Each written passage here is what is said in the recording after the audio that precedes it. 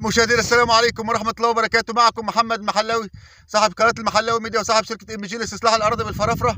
النهارده معانا المفاجأة، السهم الأخضر المزدوج. ايه يا محمد السهم الأخضر المزدوج ده؟ شايفين الأرض دي؟ دول 200 فدان رملة. تمام؟ كده هصور كده، صور لحد العربية كده. دي بدايتها أول عربية وأخيرا هناك الحديدة، وكده لحد الناس اللي واقفة دول كده 100 وبعدهم 100. تمام؟ لف لي بقى صبر كده. هنا الارض دي 200 فدان رمله، رمله اهي، اهي اهي. تمام، رمله اهي، اهي اهي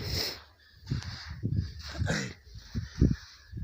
الارض ديت حكايه العصايه، يعني انا عندي شويه عندي غضروف للي عارفني يعني متابعني، وعامل لي شويه برد موقف لي رجلي شويه.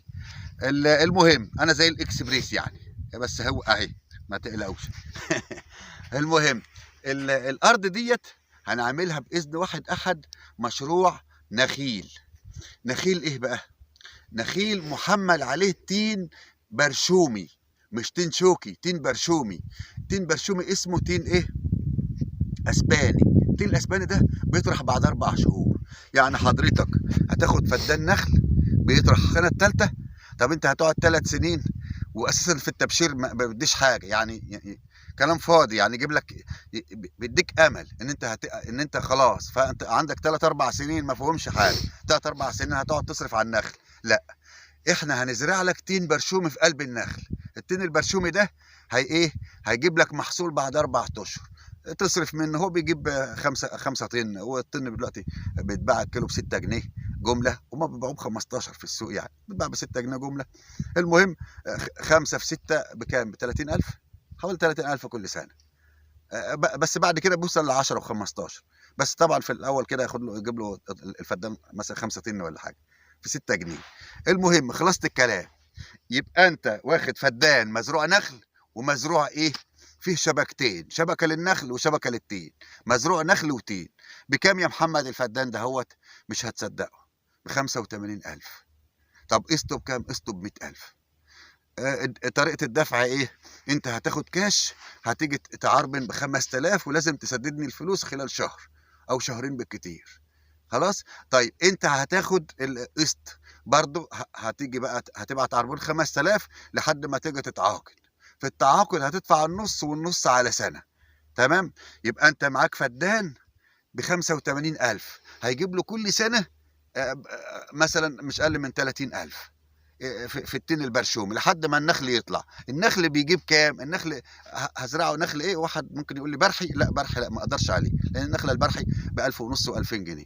هزرع لكم اسمه سيوي او صعيدي. السيوي او الصعيدي ده انتاجه بيجيب مثلا حوالي 150,000 في السنه، بس في السنه السابعه.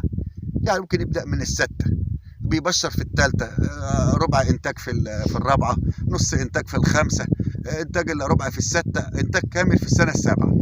يبقى احنا بنقول تاني العرض تاني. الفدان اهو جاهز بالنخل بالتين بشبكاته بكل حاجه ب85,000. هل يا محمد يحق لي البنايه عليه؟ اه، يحق لك البنايه عليه. بكام؟ 2.5% سكن و7.5% خدمات. يعني تيجي تعمل لك مزرعه دواجن، تعمل مزرعه بهايم، مزرعه نعام، تعمل اللي انت عايزه. طيب الارض دي يا محمد غاليه؟ مزاد ولا ايه؟ لا، ده امر مباشر ومبادره نخيل. مبادره نخيل يعني 1000 جنيه في السنه. طيب انت هتملكها بكام؟ تملكها ب17 ونص. طب افرض انت مش عايز، عايز تدفع براحتك، هتدفع 1000 جنيه كل سنه لمده 23 سنه. طب انت عايز تتملك، هتتملك ب17 ونص. خلاص. يبقى احنا قلنا دي مبادره نخيل، يعني هي دي اساسها نخل. تعالى يا صابر، عشان هصور لهم الطرق، ان انا عامل طرق في الارض وعامل بير. تعالى اما نصور لهم الايه، البير. الناس بقى اللي هو عايز يزرع مثلا شويه حاجه بين الشجر يجي يزرع. طيب يا محمد، هو انت ممكن يا محمد تبشر لنا؟ بص بقى البير اهو. تمام. وديت كنا بناخد منها ميه للبير. تمام. وده طرق جوه الارض اهي.